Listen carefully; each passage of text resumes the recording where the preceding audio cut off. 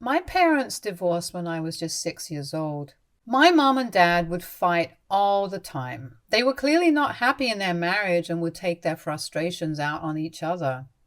Though they were never too violent, their loud shouting and verbal abuses did leave an emotional scar on me. My happy place was whenever I went to school. I would go to school and watch kids sitting happily talking about their lives while I dreaded going back home.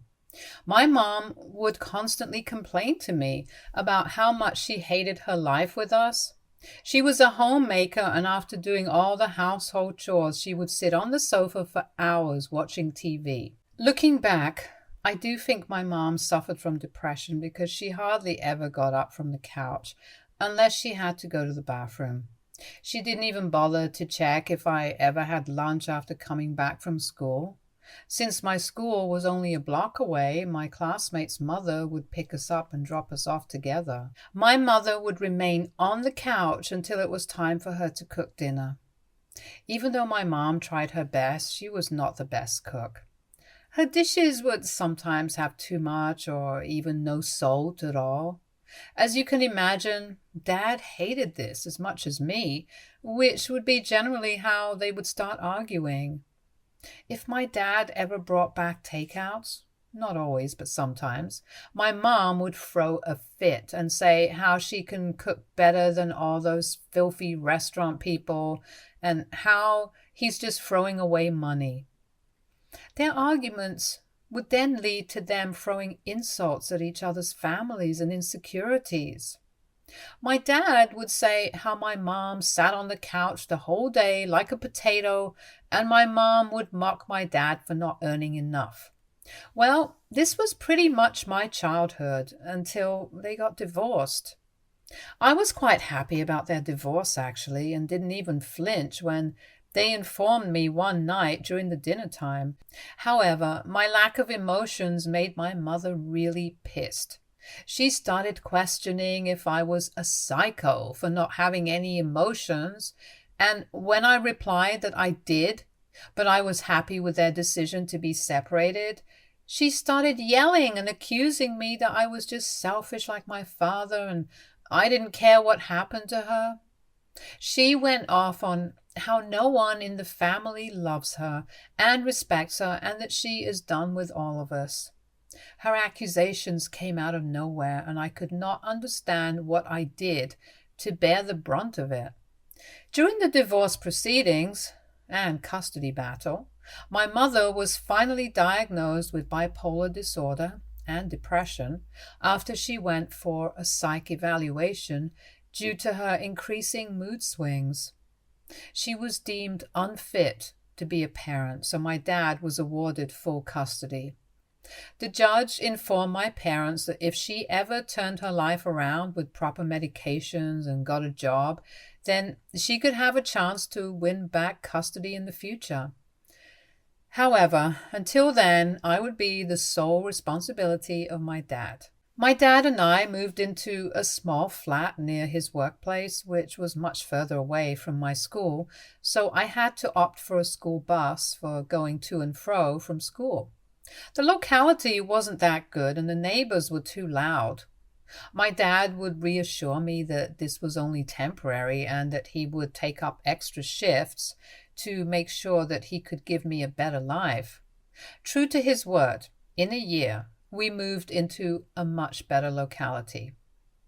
This is when he met my stepmother, Stephanie. Stephanie, or short for Steph, like how she liked to be addressed, seemed like a wonderful person. She was our neighbor and had two dogs, which I loved because whenever she would come over to meet my dad, I could play with her dogs. Slowly, day by day, I watched my dad and Steph get closer to each other. She was quite respectful to me during this time and would stay out of my way mostly. However, things changed when she started spending a few nights over at our place. Then, suddenly, she had a problem about why I was watching TV after finishing all my homework.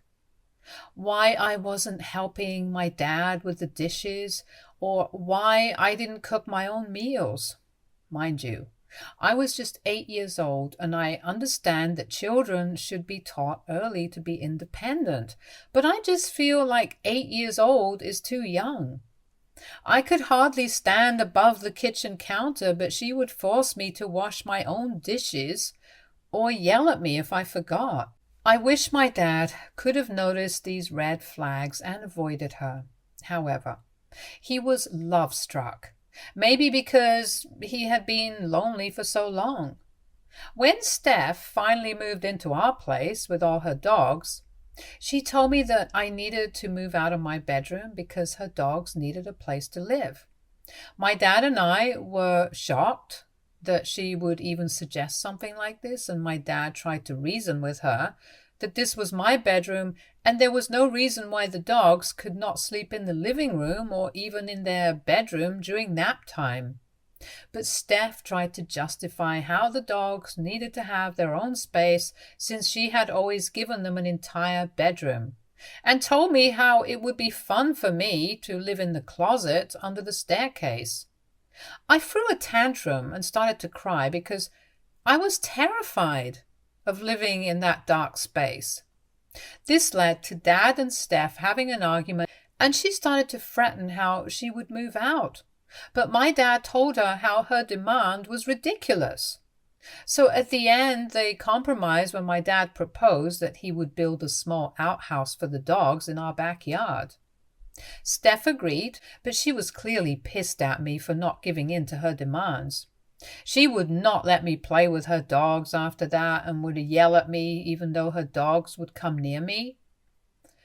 I did notice that immediately after Steph moved in, she left her job.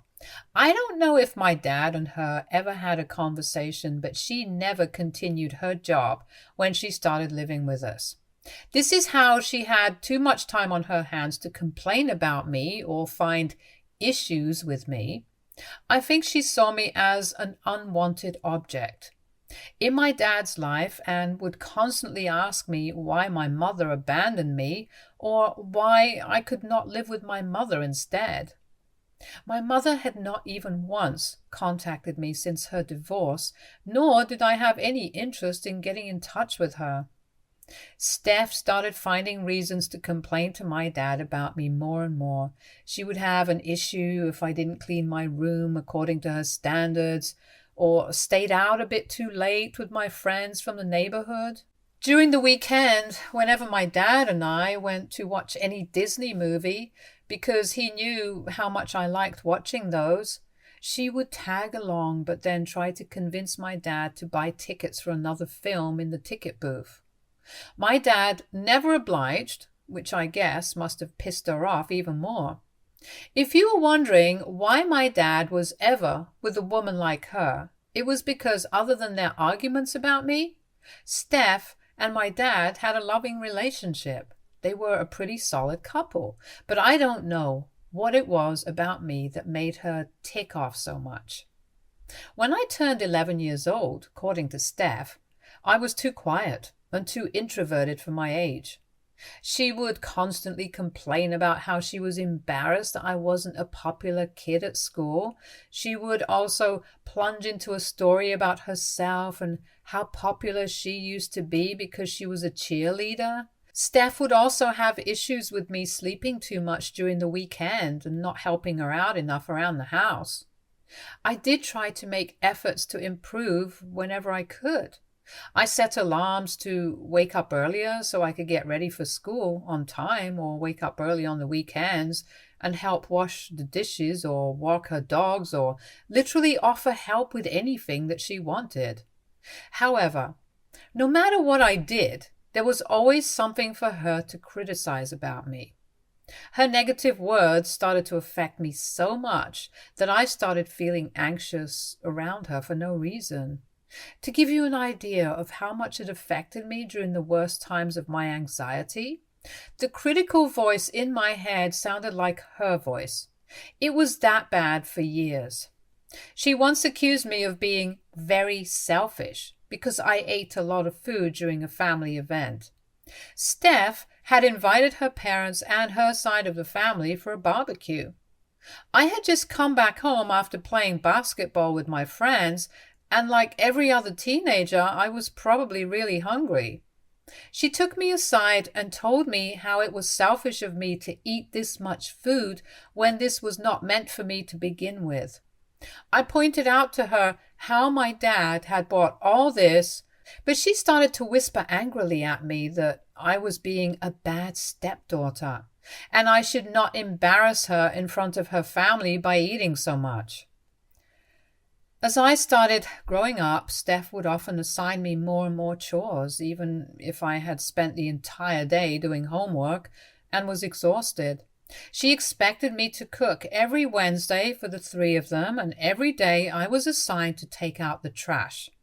She would also ask me to clean the stove. Even if I did what she wanted, it was never enough because she would complain to my dad about my cleaning habits, saying I didn't clean like she wanted or didn't know how to. However, when it was her turn to clean, she would overlook any issues. When I started going to swimming classes, she would point out to me how I was only wasting my dad's money and that I was a spoiled brat. She would tell my dad that the money could be better used for something else. Once her dogs got sick and she asked my dad to pay for her dogs, telling him that if he could afford to pay for my stupid swimming lessons, then he could very well pay for her dog's vet bill. My dad refused and she had to borrow money from her parents in the end. When I turned 13 years old, my dad and Steph informed me that they were pregnant. This was a shock to me, but they looked delusionally happy. My dad told me how Steph had proposed to him and they would be getting married before the baby came because it was the right thing to do. I remember just feeling numb because I hated this decision and I wanted to scream at my dad for getting into yet another horrible marriage. However, he and Steph were adults who made this decision, and what could I do as a 13-year-old? My dad and Steph had a quick court marriage where her parents and I were present as witnesses. For their honeymoon, Steph had insisted my dad take her to Lake Tahoe, so I was left in the care of her parents for a week. Steph's parents were just as nasty as her and would ask me invasive questions about my mother. They would then comment about how maybe I was just as flawed as my mother because of her mental health disease, and how I should feel lucky that Steph decided to marry my dad despite him having a daughter like me. Somehow they made me feel inferior, as if I didn't have any value. In the months that followed, Steph gave birth to a baby boy. From the first moment I ever laid eyes on Paul, he has always been my brother. I never felt animosity or resented him. Being an only child, I had been lonely for a long time, so having a sibling felt welcoming. Paul was born premature. My dad would tell me how he was colicky, so he would sometimes cry through the night. Dad would take care of Paul throughout the night and go to sleep only in the early morning, and then Steph would take over. When I would come back from school, Steph would dump her baby on me and ask me to feed the baby or change his diaper if he started to cry. I know my dad and Steph were exhausted, but she treated me like a babysitter and expected me to spend time taking care of her baby, even if I had homework to finish or friends to spend time with. If I made plans with my friends to watch a movie or go for a hike, she would scold me about being selfish and how I should help out the family. My dad never treated me this way, though. In fact, he would encourage me to live my life as normally as I did. Once, when my dad went away for a work trip for 3 days, my situation with Steph worsened. She would expect me to take care of Paul even at night and would yell at me if he was crying too much. She would tell me how, as a woman, I needed to learn to take care of a child, otherwise no man would want to marry me. She taught me how to warm milk for him, check the bottle's temperature, burp him, bathe him. If Paul would cry, then she would yell at me to check on him as if I was his mother and not her. When Dad came back home, I broke down and told him everything because I felt sick of working so hard and I was exhausted. He and Steph had a screaming match, and he warned her to not parentify me, and that if she felt tired, then she could help her out more. She didn't like that and told my dad that she didn't like being a mother and this journey was not for her. She packed her bags and left. My dad spent weeks pleading and begging her to come back because he had to take leave from work to look after Paul. Steph's parents also scolded my dad for standing up for me. They told him how every family expects the oldest child to help out the mothers with the youngest and that this is just tradition. I don't know. Maybe it was because my dad grew tired or he just decided to keep his mouth shut since he felt helpless. But when Steph finally decided to come back, he didn't care anymore if she expected me to take care of Paul. She started making Paul sleep next to me so she would not be disturbed at night. If I had plans with my boyfriend or with friends, she would force me to cancel them or threaten to take away my phone. When Paul started to crawl, she expected me to baby-proof my room so that her child would not get hurt. I think I started resenting my dad for the first time throughout all this. He didn't stand up for me anymore and let all of this slide just to save his marriage. He would knowingly come back home late so he would not have to hear me complain about Steph. Steph would also go out drinking with her friends at the bar and would come back home drunk and pass out before she could reach the bedroom. I knew I had to work hard so I could leave this house behind if I ever wanted any shred of independence, so that's exactly what I did. I put my head down and studied. I made sure my grades were excellent, and I secretly looked into what universities were far away from home. When I finally got into a good college with scholarships, I informed my dad. He was proud that I had done it all on my own, but Steph wasn't. She accused me of knowingly applying to a college that was miles away. I didn't fight the accusations, so then she started yelling at me about how I needed to find a college nearby and that family came before my education. I refused and moved out to my college dorm with the help of my boyfriend. Since then, my contact with Steph and my dad reduced significantly. Steph completely stopped talking to me because she didn't like the fact that I was moving away and not helping her out with Paul, while my dad was tired of being the mediator between us. I got busy with my college and made new friends. In my second year of college, one evening, my dad called me 23 times. I was out with my friends and my phone was on silent, so I never noticed. However, when I got back home, I called him immediately, and my dad picked up the call while I could hear a lot of screaming and glass breaking in the background. I asked him if he was okay, and he sounded choked up. I felt worried, and I asked him if something had happened, and this is when my dad told me that he had stomach cancer. I didn't believe him at first and asked him 3 times to clarify. When it finally clicked in my head that he had stomach cancer, I felt like I could not breathe. My dad then informed me how Steph was freaking out after he gave her the news and threatened to leave him, saying how she can't live with a dying man.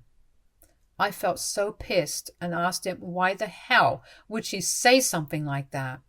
And Dad told me how she was saying that she didn't picture her life this way and that she wanted more. I think every child's worst fear is watching their parents die. And I didn't want to be far away from my dad, so I decided to take a few days and fly back home. I talked with my professors and most of them were okay with it as long as I submitted my assignments. When I reached my dad's place, I found out that Steph had actually left him, just like she had told him. But that's not all. She had left Paul with my dad. Imagine leaving your child in the hands of your dying husband. I felt so bad for Paul, who looked terrified. I hugged him and offered him some cookies while Dad and I talked. He kept repeating that Steph had told him that she didn't want to be with a dying man, but what pissed me off was that she left her 6-year-old behind like it was nothing. I knew exactly how it felt as a 6-year-old to have your entire life turned upside down. I could not understand why Steph couldn't have taken Paul with her if she was really leaving my dad just for the mere fact that he got cancer. Something didn't make sense, and I felt it had more to do with the fact that she disliked being a mother and now had found an easy excuse to abandon her child. I tried to get in touch with her and her parents several times, but no one picked up my calls. I could always drive and check on them, but I didn't want to waste what precious time I had with my dad. I wanted to spend time with him, and honestly, I loved spending time with Paul too. I looked after my dad as well as Paul, and this went on for a few weeks. I went with my dad to all his appointments while he went through chemo. Since I had to go back to college, I decided to admit my dad to a cancer treatment center since he needed to be watched 24/7.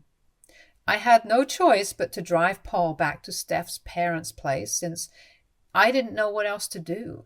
When they opened their door, they were surprised to see me standing there with Paul and asked me what I was doing there. I was so pissed that I confronted them about their daughter just getting up and leaving Paul and my dad without giving them any reason. Her parents were very reluctant to tell me anything, but I kept yelling at them, and this is when Steph finally decided to come out of her room. I was shocked that this woman was living right here while ignoring all my calls. Steph asked me to stop yelling at her parents and threatened to call the police on me.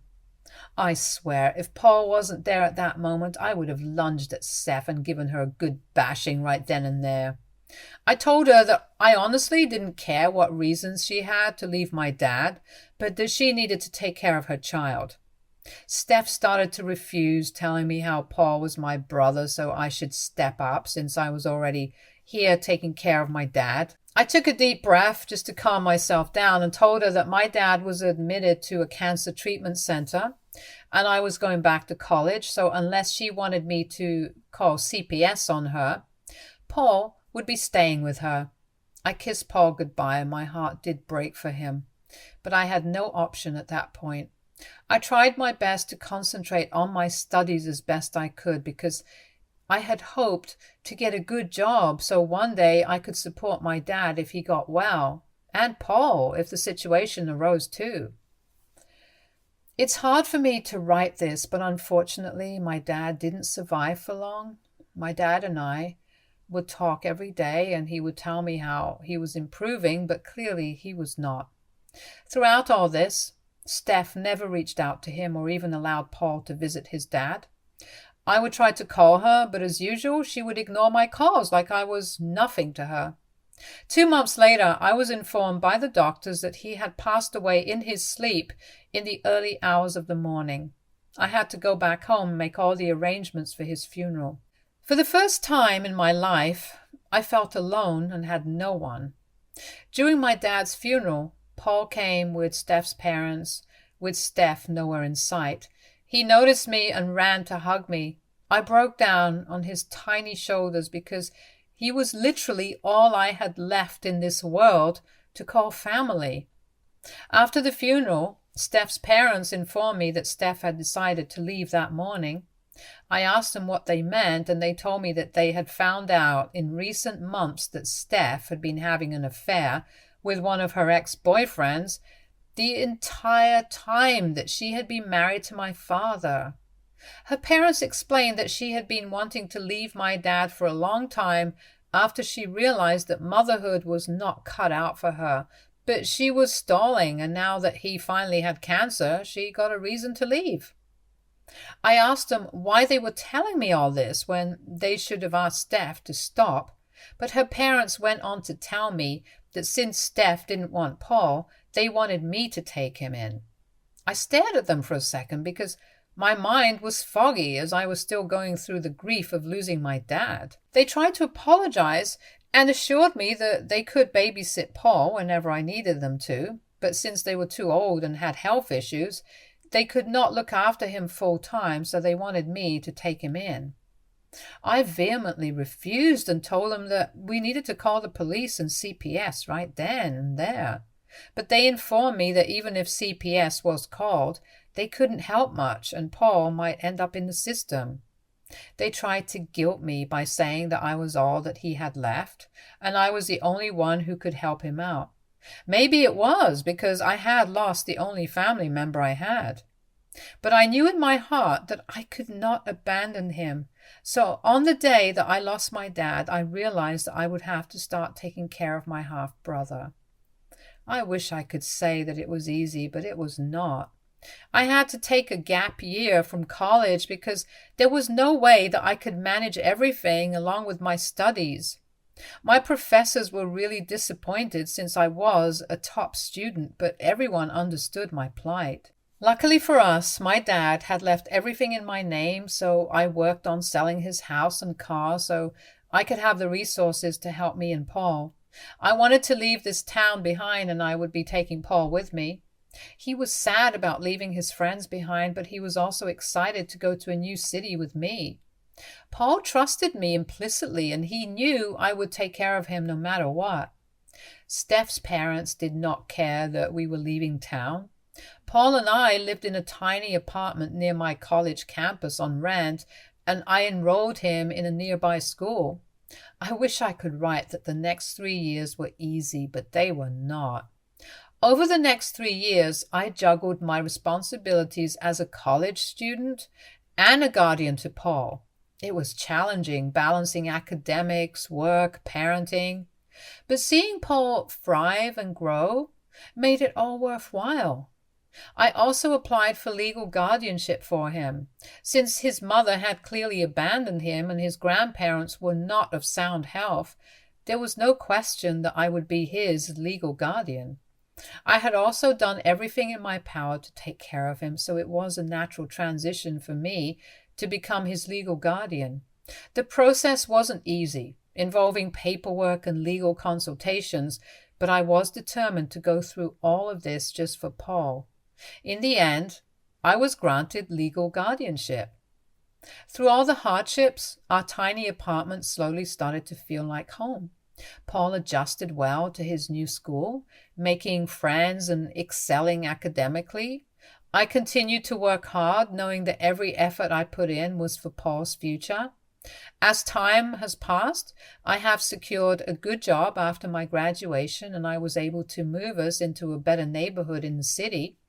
Paul has blossomed into a confident and happy child, and I couldn't be prouder of the young man he's becoming. He does remember Steph and sometimes brings her up, but he also understands that I am his real family. We do talk about Dad all the time since I want him to remember about Dad. A week ago, I received a call from Steph's parents. They would occasionally check up on Paul between a few months, so I didn't think anything of it. When I picked up the call, to my shock, it was Steph who had called me. She started asking me where the hell I was and why I sold my dad's house. She demanded to know where I lived and if Paul was living with me. I told her that Paul was indeed living with me because I would not have ever abandoned him, just like she did, and that she could not come near him. Steph started to tell me how she knew I was Paul's legal guardian, but that didn't mean that she, as his biological mother, could not know where he was. She threatened to go to the police if I didn't tell her. I laughed, hearing this, and calmly explained to her that she was free to do whatever she wanted. But since I was appointed by the courts to look after him, I would not hesitate getting a restraining order against her. I told her how she was the worst mother in the world for abandoning her own son, and she is lucky that I love Paul so much that I had stepped up. Otherwise, God knows where he would be. Steph's voice broke and she burst into tears. She told me that she regretted what she did, but she was also going through grief, so I should not blame her. I asked her to not call me back, since both me and Paul wanted nothing to do with her, and I cut the call. After the call, I felt a mix of anger, sadness, and relief. Anger at Steph for causing so much pain and disruption in our lives, sadness for the loss of my dad and the struggle we had faced, and relief that Paul and I had managed to overcome these challenges together. however. Ever since then, I do feel a bit guilty and have wondered if others have gone through this and what have they done in this situation. Am I the a-hole for keeping Paul away from his biological mother? Update 1. When I posted this, I did not expect to get thousands of comments. Thank you everyone for weighing in with your suggestions and comments. It's been heartwarming to hear from many others who, like me, are the oldest siblings and have faced similar challenges. Your stories have made me feel understood and seen, and I appreciate each and every one of you for reaching out. I have listened to all of you, and I'm glad that most of you agree that I do need to keep Paul away from Steph. I'm also going to start documenting our conversation just in case she ever does decide to go to the police or if there is any dispute, although I know she won't have any legal standing. I also had a talk with Paul regarding his mother reaching out to me. I was upfront and told him how Steph had called asking about him and that if he wanted, he could have a conversation with her, but Paul refused. He told me that he understood why I had kept him away from Steph and that he didn't want to have any contact with her. He said that he felt loved and cared for by me, and that was all he needed. I respected Paul's decision and assured him that I would continue to prioritize his well-being above everything else. I also made sure to reassure him that he was not at fault for Steph's actions and that he deserved all the love and happiness in the world. Update 2. Sorry for the late update. A lot of you have been asking me for an update, so here it goes. This is the email I sent to Steph and her parents about Paul, just like some of you advised me to do so. Hello, Steph. I'm writing to inform you about Paul's well-being and current living situation since you had called me on this date. As you may be aware, I have been appointed as Paul's legal guardian as I have been taking care of him for the past 3 years. Since you abandoned him and your parents refused to take care of him, I have taken on the responsibility of providing for Paul and ensuring his safety and happiness. Paul is currently living with me in this city where I have enrolled him in a nearby school. He is thriving academically and socially, making friends and adjusting well to his new environment. I want to assure you that Paul is in good hands and is receiving the care and attention he deserves. I understand that you may have concerns or questions about Paul's upbringing. However, since you decided to walk out of his life on the day our dad passed away without giving any explanations, I think you have lost the right to ask for any updates. I am open to maintaining communication for Paul's sake with his grandparents only, since I must prioritize his safety and stability above all else, so hopefully you don't disturb us ever again. Thank you for your understanding and cooperation. I hope after this email, Steph leaves me and Paul alone. Update 3. It's been 6 months now since my last update, and I want to assure everyone that Paul is very much still with me. As expected, Steph never really did anything after my email, and her parents called to let me know that she had left yet again. They also filled me in as to why she had called me out of nowhere. It turns out that the ex-boyfriend she had left us for had broken up with her and is now engaged to someone else. So Steph, being Steph, thought it would be completely fine to just come back into our lives and act like nothing had ever happened. They assured me that Steph would never go the legal way when she had in fact abandoned her own child, and they were also getting tired of her behavior. They assured me that they would support my decision and continue to stay in touch to check on Paul's well-being. By the way, Paul is doing well in school. He recently celebrated his birthday with his friends and he has started to learn rollerblading. I've been working hard to provide for us and ensure that Paul has everything he needs to grow and succeed for his future. It's not always easy, but seeing Paul smile and hearing his laughter makes every challenge I face worth it. Stay tuned for more stories from Argo Relationships.